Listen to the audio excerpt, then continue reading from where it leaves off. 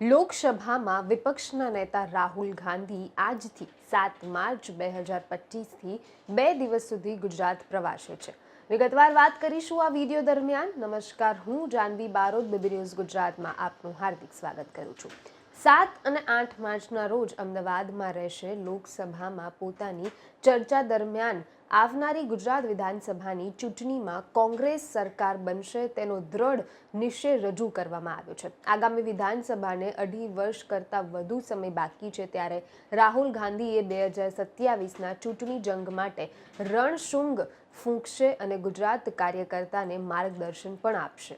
આ મુલાકાત દરમિયાન રાહુલ ગાંધી 7 માર્ચના રોજ સવારે 10 વાગ્યાથી લઈને સાંજે 7 વાગ્યા સુધી 5 મીટિંગ યોજાશે। આમાં 9 કલાકમાં 1000 કોંગ્રેસીઓને મળશે, જેમાં તેમની સાથે ગ્રાઉન્ડ કનેક્ટિવિટી લઈ રાજ્યના પાર્ટીના આંતરિક પ્રશ્ન અંગે માહિતી મેળવશે। આમાં પહેલીવાર કોંગ્રેસના કોઈ રાષ્ટ્રીય નેતા આખો દિવસ રાજીવ ગાંધી ભવનમાં જ બેસશે।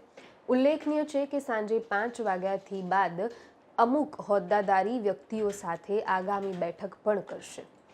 ત્યારે આ બાબત ઉપર ગુજરાત કોંગ્રેસ પ્રવક્તા મનીષ દોશી તેમની ખુશી કેવી રીતે વ્યક્ત કરે છે તે સાંભળીએ। લોકસભાની અંદર પ્રતિપક્ષના નેતા આદરણીય રાહુલજી ગાંધી સરદારની પાવન ભૂમિ પર 2 દિવસ પધારી રહ્યા છે। સમગ્ર ગુજરાતના કોંગ્રેસ કાર્યકર્તાઓમાં, આગેવાનોમાં એક અનેરો ઉત્સાહ અને ઉર્જા જોવા મળી રહી છે। રાહુલજીના 2 દિવસના કાર્યક્રમમાં રાજીવ ગાંધી ભવન ખાતે, જ્યાં આપણે સૌ ઊભા છીએ, એ રાજીવ ગાંધી ભવન ખાતે સંગઠનના વિવિધ એટલે કે તાલુકા કક્ષાના નગરના પ્રમુખો, તેની સાથે રાહુલજી સંવાદ કરવાના છે। રાહુલજી સેલ ડિપાર્ટમેન્ટના પ્રમુખો અને પોલિટિકલ અફેર્સ કમિટીના વરિષ્ઠ આગેવાનો સાથે ચર્ચા વિચારણા કરીને સંવાદ કરવાના છે। જિલ્લા પ્રમુખ અને શહેર પ્રમુખો સાથે પણ રાહુલજી સંવાદ કરવાના છે।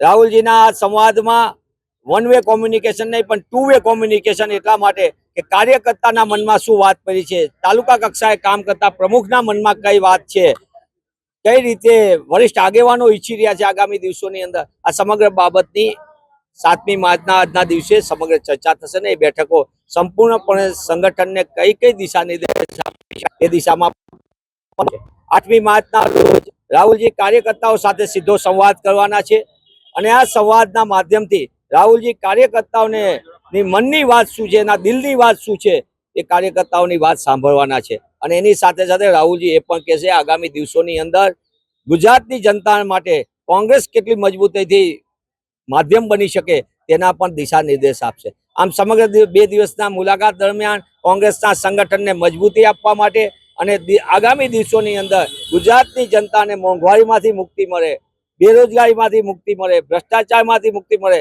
ખેડૂત અને ખેતીને બચાવી કેમ શકાય, એના માટે કેમ કોંગ્રેસ અવાજ બની શકે, આ સમગ્ર બાબતે ગુજરાતના નાગરિકોને કોંગ્રેસના સંગઠનના માધ્યમથી મજબૂતીથી અમે લડી શકીએ તે દિશાનો પણ સંવાદમાં ઉમેરો થવાનો છે। આમ સમગ્ર દિવસે ગાંધી સરદારની પાવન ભૂમિ ઉપર રાહુલજીને સ્વાગત કરવા માટે પણ અત્યારે અનેરો ઉત્સાહ જોવા મળે છે અને 2 દિવસની આ સતત કાર્યકર્તાઓ સાથેથી લઈને પદાધિકારી જે અમારા જિલ્લા કક્ષાએ, તાલુકા કક્ષાએ જેમની જવાબદારી છે પ્રમુખ તરીકે, એમની સાથેનો વાર્તાલાપ અને વરિષ્ઠ નેતાઓ સાથેનો સંવાદ, એનાથી કોંગ્રેસને એક નવી દિશા નિર્દેશ મળશે અને કોંગ્રેસને સંગઠનને કેમ મજબૂત કરી શકાય તેના માટે રાષ્ટ્રીય નેતૃત્વએ જે નક્કી કર્યું હતું બેલગાવી સંમેલનની અંદર, ત્યાંની બેઠકમાં, અને એના આધારે એ જ દિશામાં ગુજરાતને સૌથી પ્રથમ તક આપી, એના માટે પણ ગુજરાત કોંગ્રેસના કાર્યકર્તા તરીકે અમે ગૌરવ અનુભવીએ છીએ। વધુ સમાચાર, વધુ વિગત સાથે ફરીવાર મુલાકાત કરીશ। હાલ મને રજા આપો। નમસ્કાર।